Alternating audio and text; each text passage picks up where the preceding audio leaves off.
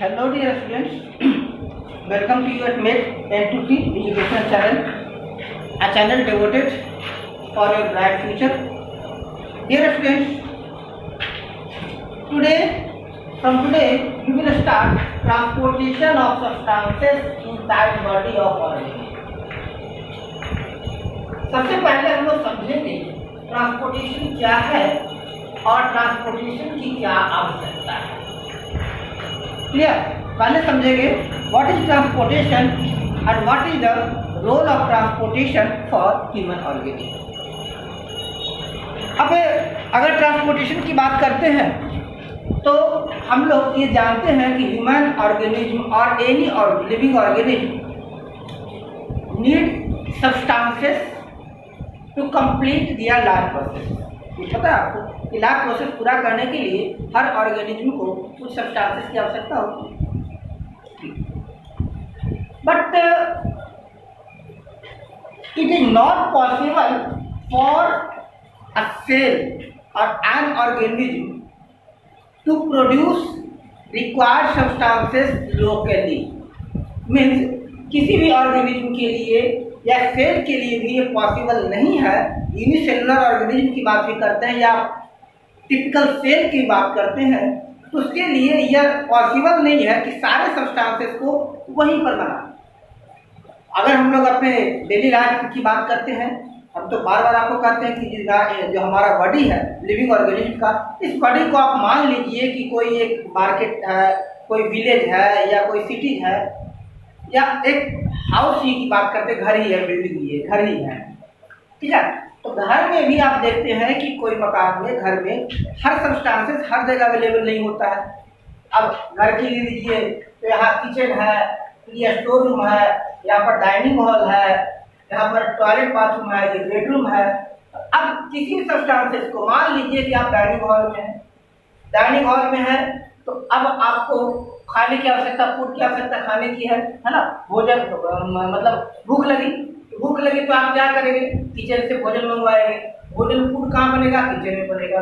अब किचन में सब्सटेंसेस अगर खत्म होगी तो वो स्टोर रूम में रहेगा, यानी स्टोर रूम से सब्सटेंसेस किचन में आए, किचन में फूड बना करके और डाइनिंग रूम में लाए। इस तरह से हम देखें। या मान लीजिए आपको बेडरूम में आपको जाना है या बेडरूम में टीवी रखा हुआ है तो आप क्या करेंगे, तो बेडरूम की ओर जाएंगे। तो डेली लाइफ में भी देखते हैं कि सब्सटेंसेस की एक जगह से दूसरी जगह पर ट्रांसफर आवश्यक है। इसी प्रोसेस को हम लोग कहते हैं ट्रांसपोर्टेशन। तो ट्रांसपोर्टेशन मीन्स क्या हो गया, the transfer of substances from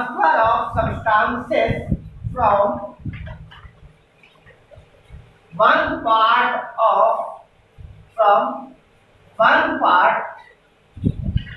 the body of living organism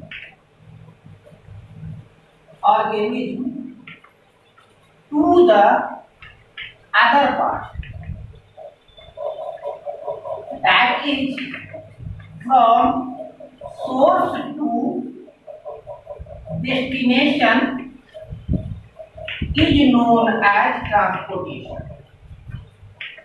substances का सोर्स से डेस्टिनेशन तक या बॉडी के एक पार्ट से दूसरे पार्ट तक सब्सटेंसेस को ट्रांसफर करना, that is called transportation. For example समझ लीजिए, हम रेस्पिरेशन की बात करते हैं। रेस्पिरेशन में क्या होता है, सबसे पहले देखिए नोज, एक्सटर्नल ओरिफाइस, एयर कैसे ट्रैवल किया, नोज से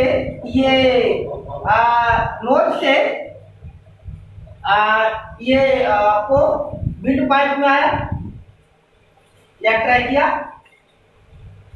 में आया, ओके। ट्रैकिया से फिर ये से लंग्स में आया, लंग्स के अल्वोली से ये ब्लड में आया, ब्लड के हेमोग्लोबिन से ये सेल कर गया। यानी जो एयर है आउटसाइड बॉडी और उसकी आवश्यकता अल्टीमेटली सेल को है।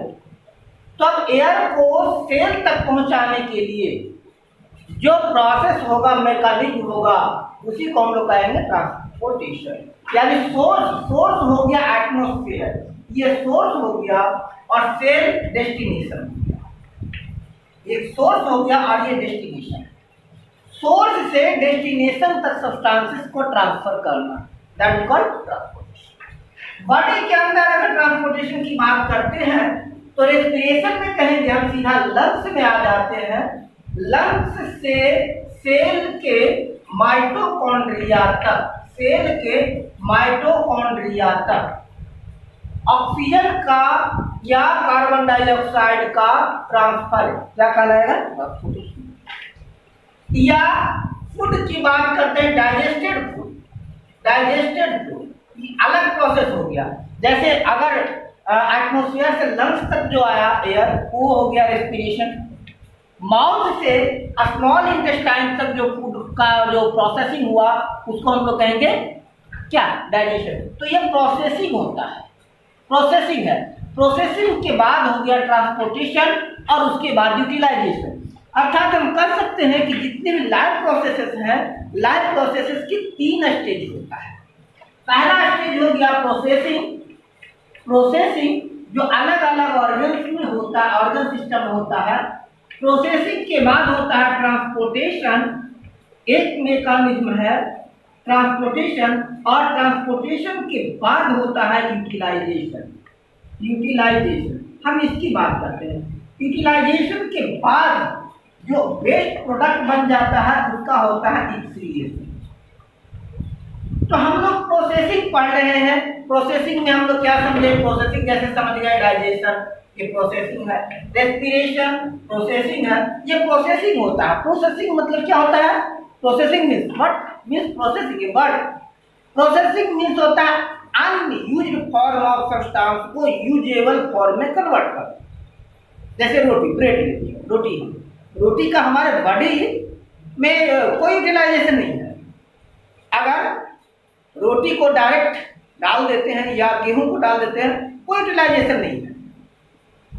हम क्या करें कि रोटी लिए उसका पेस्ट बना करके डायरेक्ट हम ब्लड में डाल देते हैं, ट्रांसपोर्टेशन में सब्सटेंस करते हैं। यानी हम स्मॉल इंटेस्टाइन में नहीं जाने देंगे, इसको डायरेक्ट ब्लड में डाल देंगे। या कहिए पूरी डाइजेस्टिव सिस्टम हटा दीजिए और जो स्मॉल इंटेस्टाइन का जो एब्जॉर्बिंग ऑर्गन है उसमें डायरेक्ट डालकर रोटी डाल दिए, दाल डाल दीजिए, चावल डाल दीजिए, क्या हो जाएगा? You will got sick. वो आपका बॉडी उसको यूज नहीं कर पाएगा क्योंकि उसका प्रोसेसिंग नहीं हुई है। तो प्रोसेसिंग कौन करता है? वेरियस ऑर्गन है प्रोसेसिंग के लिए, जैसे रेस्पिरेटरी ऑर्गन्स है, रेस्पिरेटरी सिस्टम है, डाइजेस्टिव सिस्टम है, ये सब प्रोसेसिंग सिस्टम है जो प्रोसेस करता है, यानी अनयूज्ड फॉर्म ऑफ सब्सटेंस को यूजेबल फॉर्म में कन्वर्ट करता है। तो पहले प्रोसेसिंग हो गया, प्रोसेसिंग के बाद यूजेबल सब्सटेंस है उसका ट्रांसपोर्टेशन हो गया, ट्रांसपोर्टेशन के बाद उसको टारगेट सेल तक पहुंचाया गया, यूटिलाइजेशन हुआ, और उसके बाद जो बाय प्रोडक्ट हुआ एक्सक्रीशन हुआ। अर्थात हम लोग ट्रांसपोर्टेशन की बात करते हैं तो ट्रांसपोर्टेशन की आवश्यकता क्यों? सबसे पहले हम ट्रांसपोर्टेशन तो समझ गए क्या कि एक बॉडी के एक पार्ट से या एक ऑर्गन से या एक ऑर्गन सिस्टम से दूसरे सिस्टम में ट्रांसफर करना, अर्थात हमको सोर्स से डेस्टिनेशन तक पहुंचाना क्या कहलाएगा? ट्रांसपोर्टेशन कहलाएगा। क्लियर? सोर्स से डेस्टिनेशन तक। अब प्रश्न यह है कि ट्रांसपोर्टेशन की आवश्यकता क्यों? नीड ऑफ ट्रांसपोर्टेशन, ट्रांसपोर्टेशन की आवश्यकता क्यों पड़ती है? तो ट्रांसपोर्टेशन की आवश्यकता इसलिए पड़ती है बिकॉज बॉडी की अगर बात करते हैं, बॉडी यानी life processes, all the processes of body are complex processes, और इसके लिए पॉसिबल नहीं है कि सारी प्रोसेसेस एक ही जगह हो, यानी फाइनल प्रोडक्ट वहां पर तैयार किया जाए, पॉसिबल नहीं। फाइनल प्रोडक्ट मीन यूजेबल मतलब एनर्जी, क्योंकि अल्टीमेटली हमारे बॉडी को क्या चाहिए? एनर्जी। ऑक्सीजन की क्यों आवश्यकता हमारे बॉडी को?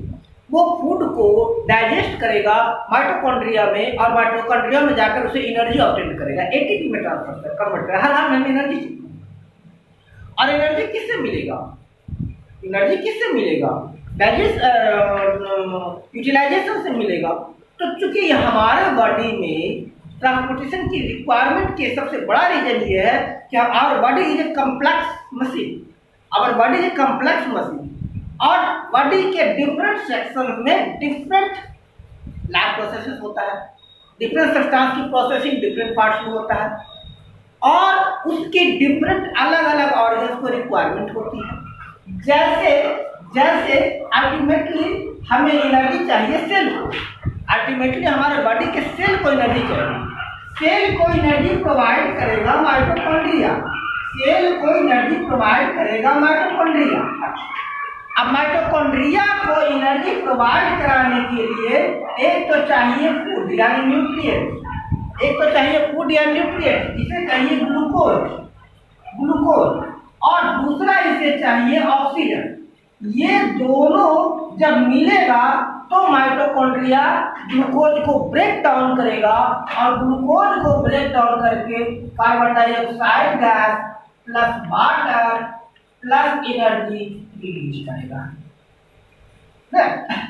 हमारा माइटोकॉन्ड्रिया क्या करेगा, फूड है, ग्लूकोज है, ग्लूकोज को ये ऑक्सीडाइज करेगा, ग्लूकोज को ऑक्सीडाइज करेगा और ऑक्सीडाइज कर कार्बन डाइऑक्साइड वाटर और एनर्जी रिलीज करेगा। अब बात यह है कि माइटोकॉन्ड्रिया तक न्यूट्रिएंट्स को यानी ग्लूकोज को पहुंचाना है, माइटोकॉन्ड्रिया तक ऑक्सीजन को पहुंचाना है, और ऑक्सीजन कहाँ है, एटमॉस्फेयर में है। हमारा बॉडी में कोई ऐसा मैकेनिज्म नहीं है जिससे कि ऑक्सीजन मिल सके। ऑक्सीजन हमें बाहर से चाहिए, तो बाहर से ऑक्सीजन तक लाना, बाहर से ऑक्सीजन को कहाँ पहुंचाना है, उसे माइटोकॉन्ड्रिया तक लाना है। अब बाहर से ऑक्सीजन आएगा लंग्स तक, तो लंग्स तक आएगा, इसको क्या कहेंगे, रेस्पिरेशन।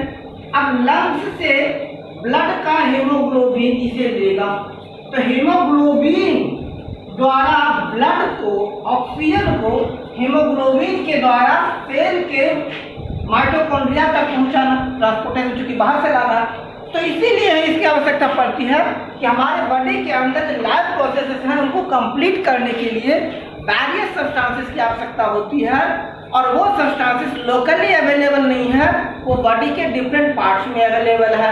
कुछ चीज़ें बाहर के एटमॉस्फेयर से लाना है, तो उनको एक जगह से दूसरे जगह पर ट्रांसफर आवश्यक है। दैट्स वाई ट्रांसपोर्टेशन की आवश्यकता है। तो इसका अगर क्वेश्चन है what is the need of transportation for living organism, तो इसका डायरेक्ट एक्सप्लेनेशन हम देंगे as body of different parts of organs of body or cells of body is not capable to provide to get all the essential substances locally, but it is absorbed at some places, processed at some places, required at some places. So there need a system of transportation to make availability of substances locally. किसी life process को complete करने के लिए essential substances body के specific organs में होते हैं, वहां से टारगेट ऑर्गन तक पहुंचाना आवश्यक है यूटिलाइजेशन के लिए। दैट्स व्हाई ट्रांसपोर्टेशन आवश्यक है। अब ट्रांसपोर्टेशन की अगर बात करते हैं तो ट्रांसपोर्टेशन दो तरह का होता है। ट्रांसपोर्टेशन को पहले दो पार्ट में बांटे। पहला एक होता है एक्टिव ट्रांसपोर्टेशन, एक हो गया एक्टिव ट्रांसपोर्टेशन, और दूसरा होता है पैसिव ट्रांसपोर्टेशन। एक्टिव ट्रांसपोर्टेशन और दूसरा होता है पैसिव ट्रांसपोर्टेशन। तो अभी हम ट्रांसपोर्टेशन समझे, अब थोड़ा सा हम समझेंगे कि ये एक्टिव ट्रांसपोर्टेशन क्या है और पैसिव ट्रांसपोर्टेशन क्या है। अब कह रहा है क्या, एक्टिव ट्रांसपोर्टेशन की पहली बात करेंगे तो कह रहा है क्या कि movement of substances or transfer of substances from the region of low transportation to the region of higher concentration is called active transportation. Active transport means region of low transportation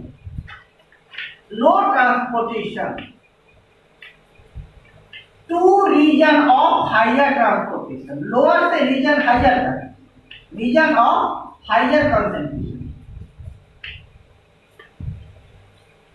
higher concentration.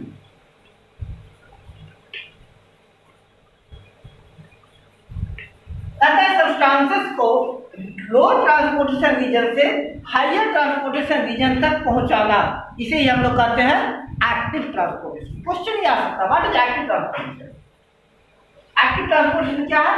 तो transportation of substances from region of low concentration to the region of higher concentration, it is called active transportation. Means जहां पर transportation के process में energy की आवश्यकता होगी, that is called active. वो active होगा तभी ट्रांसपोर्टेशन होगा, that is called active transportation. In active transportation ion, glucose, amino acid move across membrane from region of lower concentration point. इसमें क्या क्या सब्सटेंस ट्रांसफर होता है? आयन, ग्लूकोज, अमीनो एसिड इनका आयन, ग्लूकोज, अमीनो एसिड इनका low concentration region से high concentration region की ओर ट्रांसफर करना, that is called active transportation, that is called active transportation. और दूसरा होता है पैसिव ट्रांसपोर्टेशन। पैसिव ट्रांसपोर्टेशन क्या होता है?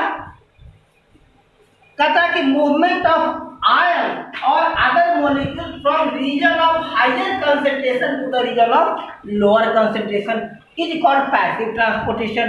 क्लियर? बात समझ लीजिए कि अगर आयन, ग्लूकोज, एमिनो एसिड और अदर मोलिक्यूल लोअर कंसंट्रेशन से हायर कंसंट्रेशन रीजन की ओर जाएगा, this is called active transportation. और अगर आयन या अदर मोलिक्यूल हायर कंसंट्रेशन से लोअर कंसंट्रेशन की ओर जाएगा तो इसे हम कह देंगे पैसिव ट्रांसपोर्टेशन। ये था एक्टिव ट्रांसपोर्टेशन और पैसिव ट्रांसपोर्टेशन की बात। अब कह रहा है क्या इसमें और बेसिक अब डिफरेंसेस की बात करते हैं कि एक्टिव ट्रांसपोर्टेशन और पैसिव ट्रांसपोर्टेशन में क्या डिफरेंसेस है। क्लास 11th लेवल के लिए बहुत अच्छा क्वेश्चन है और बच्चों को जानना चाहिए, इंपॉर्टेंट क्वेश्चन है जो पूछा जा सकता है। एक्टिव ट्रांसपोर्टेशन और पैसिव ट्रांसपोर्टेशन में difference. Active transportation and passive transportation में डिफरेंस। पैसिव ट्रांसपोर्टेशन इसमें क्या क्या डिफरेंस है? तो पहला तो डेफिनेशन क्या हम कहें कि एक्टिव ट्रांसपोर्टेशन में सब्सटेंसेस कहाँ जाता है? लोअर कंसंट्रेशन रीजन से हायर कंसंट्रेशन रीजन की ओर जाता है। एक्टिव ट्रांसपोर्टेशन में सब्सटेंसेस लोअर कंसंट्रेशन से हायर कंसंट्रेशन रीजन में जाता है। पैसिव ट्रांसपोर्टेशन में सब्सटेंस हायर कंसंट्रेशन से लोअर कंसंट्रेशन रीजन की ओर जाता है। क्लियर? अगर सब्सटेंस लोअर कंसंट्रेशन रीजन से हायर कंसंट्रेशन रीजन में जाएगा तो इसे कहेंगे एक्टिव ट्रांसपोर्टेशन। और अगर सब्सटेंसेस हायर कंसंट्रेशन रीजन से लोअर कंसंट्रेशन रीजन की ओर जाएगा तो इसे हम कहेंगे क्या? Passive transportation. एक्टिव ट्रांसपोर्टेशन में एनर्जी कंज्यूम होगा, इसमें एनर्जी की आवश्यकता होगी।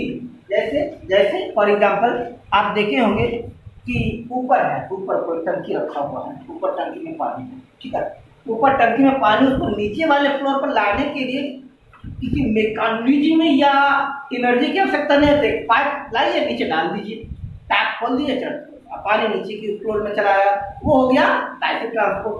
लेकिन अगर आपको नीचे वाले फ्लोर से ऊपर वाले फ्लोर की ओर पानी ले जाना है, वो हो गया एक्टिव ट्रांसपोर्ट। तो नीचे वाले फ्लोर से ऊपर वाले फ्लोर पर पानी कैसे जाएगा? या तो ऊपर हैंडपंप लगाइए, वहाँ एनर्जी कंज्यूम कीजिए, या नीचे से मोटर लगा दीजिए ताकि ऊपर वाले फ्लोर पर चला जाए। अब ऐसा तो नहीं ना होगा कि ऊपर वाले फ्लोर से नीचे वाले फ्लोर पर पानी लगाना है तो नीचे हैंडपंप लगाएंगे, नहीं, सिंपली सी वहाँ से पाइप निकालिए और टैप में लगा दिया, वो पाइप निकाल कर नीचे वाले फ्लोर पर ले आइए, तो वो हो गया पैसिव ट्रांसपोर्ट। जिसमें एनर्जी कंज्यूम अगर हो गया तो एक्टिव ट्रांसपोर्ट और नो एनर्जी कंजम्पशन, इसमें एनर्जी कंजम्पशन नहीं हो रहा है तो इसको हम कहेंगे पैसिव। क्लियर? एक्टिव ट्रांसपोर्ट में एनर्जी कंजम्पशन होगा, पैसिव ट्रांसपोर्टेशन में एनर्जी कंजम्पशन नहीं होगा। नेक्स्ट कह रहा है क्या? एक्टिव ट्रांसपोर्टेशन ये यूनिडायरेक्शनल होता है। एक्टिव ट्रांसपोर्ट यूनिडायरेक्शनल होता है। इट मीन्स, समझ लीजिए, यूनिडायरेक्शनल होता है। अब एक पाइप है ऊपर से, तो एक पाइप से ऊपर की ओर एक ही मतलब टंकी को भरिएगा ना, 4 टंकी में देंगे तो प्रेशर कम हो जाएगा। मान लीजिए नीचे वाले फ्लोर पर, चौथे माले पर आपको पानी देना है, चौथे माले 5वें माले पर ऊपर टंकी रखा हुआ, तो वाटर टंकी, नीचे मोटर है। अब इससे अगर इससे जनरली क्या करेंगे, पानी सीधा ऊपर वाले टंकी में जाएगा, लेकिन अगर उसको डिस्ट्रीब्यूट कर देंगे तो क्या हो जाएगा, प्रेशर कम जाएगा। लेकिन अगर ऊपर वाली टंकी में पानी है तो फर्स्ट फ्लोर को भी दे सकते हैं, सेकंड फ्लोर को भी, थर्ड फ्लोर को भी, फोर्थ फ्लोर को भी, यानी इसमें यूनिडायरेक्शनल फ्लो होता है। तो कह एक्टिव ट्रांसपोर्ट जो होगा यूनिडायरेक्शनल होगा, और passive transport by directional. By directional means ये लेफ्ट राइट मूवमेंट कर सकता है। Active transport is highly selective, ये हाईली सिलेक्टिव है और वाइटल प्रोसेस है, हाईली सिलेक्टिव वाइटल प्रोसेस। ये जो पैसिव ट्रांसपोर्ट है ये नॉन सिलेक्टिव, पार्टली और नॉन सिलेक्टिव होता है। पैसिव ट्रांसपोर्ट पार्टली सिलेक्टिव और नॉन सिलेक्टिव होता है, नॉन सिलेक्टिव, ये ध्यान रखिएगा, ठीक है। एक्टिव ट्रांसपोर्ट हाईली सिलेक्टिव होता है और वाइटल होता है, जबकि पैसिव ट्रांसपोर्टेशन पार्शियली सिलेक्टिव और नॉन एक्टिव होता है। एक्टिव ट्रांसपोर्ट ये फास्ट प्रोसेस है, क्योंकि इसमें एनर्जी है तो इसकी प्रोसेस फास्ट होती है और इसकी प्रोसेस स्लो होती है। क्लियर? नेक्स्ट आता है, एक्टिव ट्रांसपोर्ट को कैरियर प्रोटीन की आवश्यकता होती है, यानी बॉडी के अंदर सब्सटेंसेस को, आयंस को या फिर मोलिक्यूल्स को कौन ट्रांसफर करेगा, तो वो कैरियर प्रोटीन की आवश्यकता होती है। पैसिव ट्रांसपोर्ट में कैरियर प्रोटीन की आवश्यकता नहीं होती है, नो कैरियर प्रोटीन, ठीक है। तो in this way today we have studied about transportation क्या है, ट्रांसपोर्टेशन की क्यों आवश्यकता है। ट्रांसपोर्टेशन 2 तरह के होते हैं, एक्टिव ट्रांसपोर्ट, पैसिव ट्रांसपोर्ट, ठीक है। नेक्स्ट क्लासेस में हम और इसमें आगे बात करेंगे, हम कैरियर प्रोटीन्स के बारे में जानने का प्रयास करेंगे। So to enhance your knowledge to crack NEET examination, please keep your eager's eye on my latest video. So thanks for watching my video.